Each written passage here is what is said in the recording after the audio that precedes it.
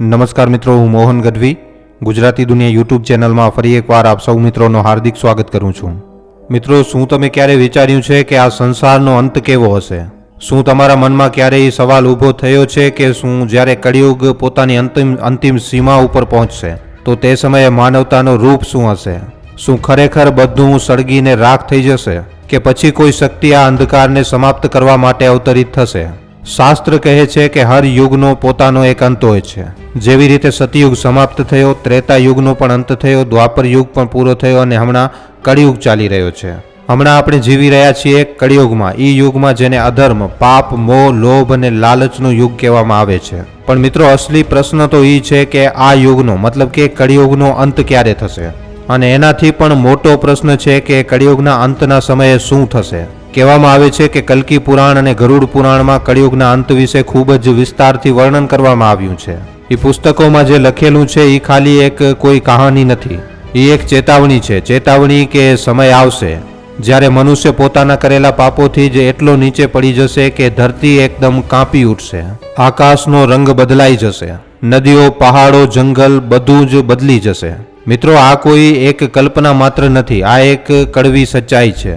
હવે તમે વિચારી રહ્યા છો કે જો કળિયુગનો અંત હજી પણ લાખો વર્ષો દૂર છે તો આજની તારીખમાં આના ઉપર વાત કરવાની શું જરૂર છે?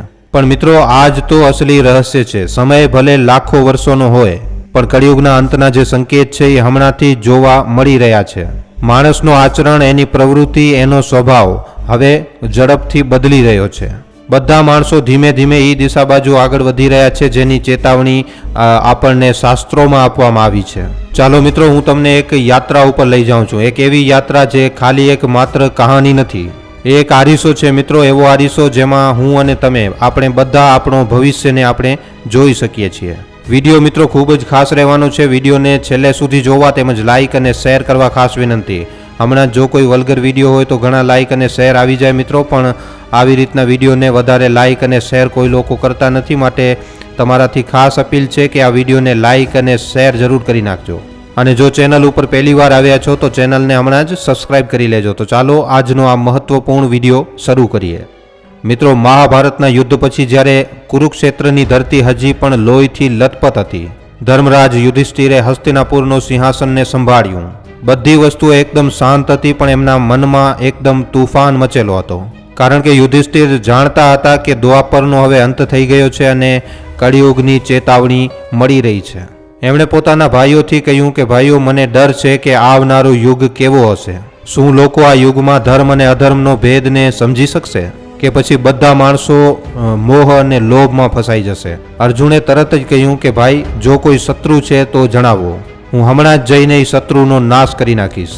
પણ યુધિષ્ઠિરે કહ્યું કે ના અર્જુન, આ કોઈ બહારી શત્રુ નથી, આ જે સંકટ છે એ અંદરથી છે. આ એક કળિયુગનું આગમન છે અને આ જ વસ્તુ મને હમણાં ભયભીત કરી રહી છે. ભીમે કહ્યું, ભાઈ, આ સાંભળીને અમારા મનમાં પણ બેચેની વધી રહી છે. તો હવે શું કરવામાં આવે? ત્યારે જ નિર્ણય કરવામાં આવ્યું કે બધા પાંડવ ભગવાન શ્રી કૃષ્ણ પાસે જશે, કારણ કે એ જ એક છે જે આ રહસ્યને હવે ઉજાગર કરી શકે છે. મિત્રો, દ્વારિકા સમુદ્રના કિનારા ઉપર વસેલી એક દિવ્ય નગરી. અહીંયા પાંડવ પહોંચ્યા અને યુધિષ્ઠિરે ભગવાન શ્રી કૃષ્ણથી પ્રશ્ન કર્યું. એમણે કહ્યું કે હે માધવ, જણાવો, કળિયુગમાં માણસનો સ્વભાવ કેવો હશે, એની પ્રવૃત્તિ કેવી હશે અને મોક્ષનો માર્ગ કેવો હશે?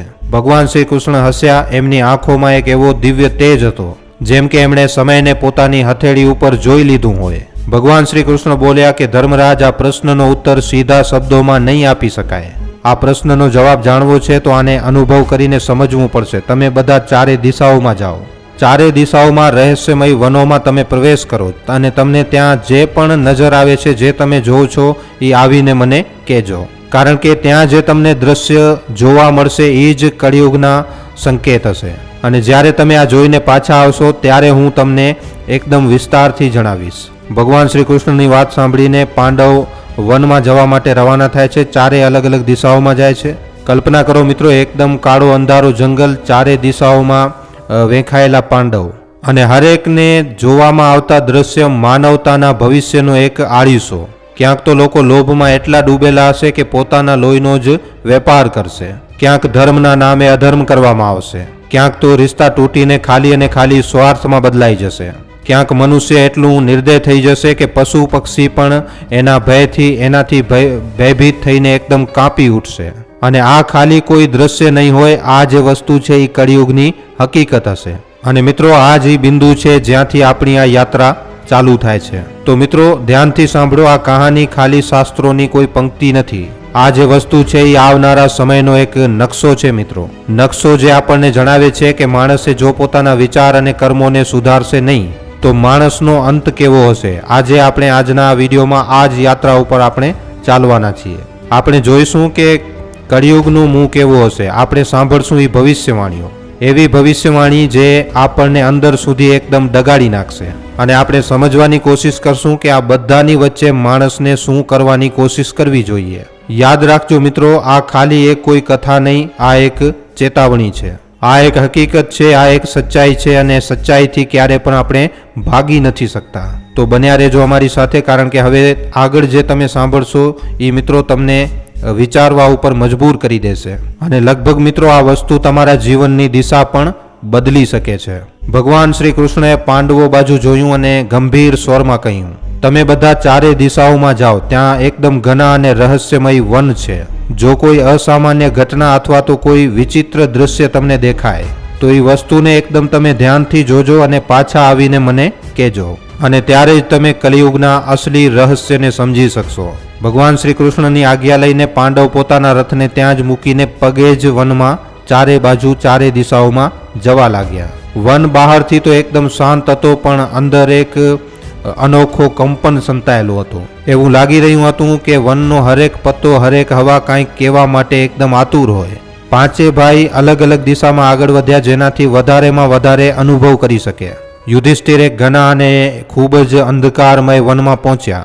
ત્યાં મિત્રો એમણે એક ખૂબ જ વિચિત્ર દૃશ્ય જોયું. એક વિશાળકાય હાથી, જેની 2 સૂંઢ હતી. અને એ હાથી બંને સૂંઢોથી મોટા મોટા વૃક્ષોને એકદમ ઉખાડીને ફેંકી રહ્યો હતો. યુધિષ્ઠિર એકદમ વિચારવા ઉપર મજબૂર થઈ ગયા કે આવી રીતની જે આ અનુભવ થયો છે આનો મતલબ શું છે. એના પછી અર્જુન એક શાંત અને એકદમ સુંદર વનમાં પહોંચ્યા. વન એકદમ સુંદર હતો, વાતાવરણ ખૂબ જ સારો હતો, પણ અચાનક એમની જે દ્રષ્ટિ હતી એકદમ ઠીઠરી ગઈ. એક વિશાળ પક્ષી એમના સામે હતું. એમની એ પંખીની પાંખો ઉપર વેદોની રચનાઓ લખેલી હતી, પણ એ પંખી માંસ ખાઈ રહ્યો હતો. પહેલાં તો દ્રશ્ય એકદમ પવિત્ર લાગી રહ્યું હતું, પણ પછી એ પક્ષી મૃત જીવોનો માંસ ખાવા લાગ્યો.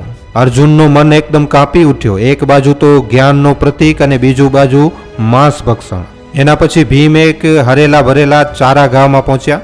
ત્યાં ગાયોનો એક વિશાળ ઝુંડ ચરી રહ્યો હતો અને ત્યાં જ ભીમની નજર એક ખૂબ જ સુંદર ગાય ઉપર પડી.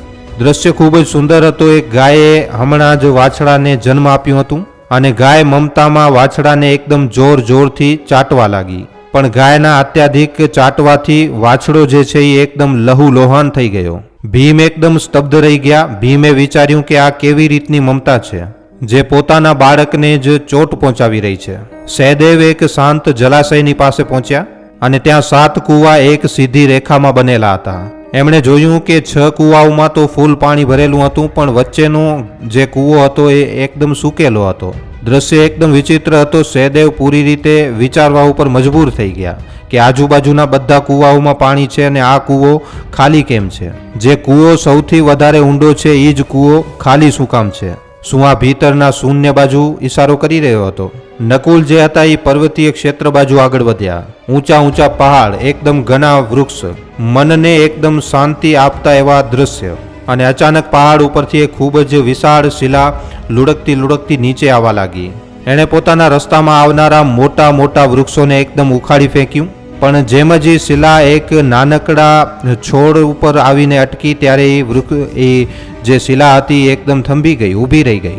નકુલ એકદમ વિચારવા ઉપર મજબૂર થઈ ગયા કે આ નાનકડો છોડ આટલી વિશાળ શિલાને રોકી કેવી રીતે લીધું. જેમ જ સાંજ થઈ, પાંડવ પોતપોતાના અનુભવ લઈ અને ભગવાન શ્રી કૃષ્ણ પાસે આવ્યા. ભગવાન શ્રી કૃષ્ણના ચરણોમાં પહોંચ્યા અને એક એક કરીને પોતાના જોયેલા દૃશ્ય સંભળાવ્યા. યુધિષ્ઠિરે કહ્યું કે પ્રભુ, મેં 2 સૂંઢવાળો હાથી જોયો. ભગવાન શ્રી કૃષ્ણ મુસ્કુરાયા અને કહ્યું કે યુધિષ્ઠિર, આ સંકેત છે કળિયુગમાં મનુષ્ય 2 ચાલો ચલશે.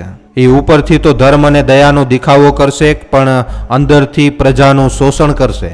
બંને બાજુથી એ ખાલી અને ખાલી પોતાનો સ્વાર્થને સાધશે. અર્જુને કહ્યું કે પ્રભુ, મેં એક પક્ષી જોયું.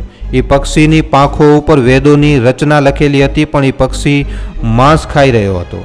શ્રી કૃષ્ણ બોલ્યા કે અર્જુન, કળિયુગમાં પંડિત અને વિદ્વાન કહેવાવાળા લોકો જ્ઞાન તો રાખશે, પણ એમનો હૃદય પવિત્ર નહીં હોય. વેદ અને ધર્મનો પ્રયોગ ખાલી ધન અને પ્રતિષ્ઠા માટે થશે.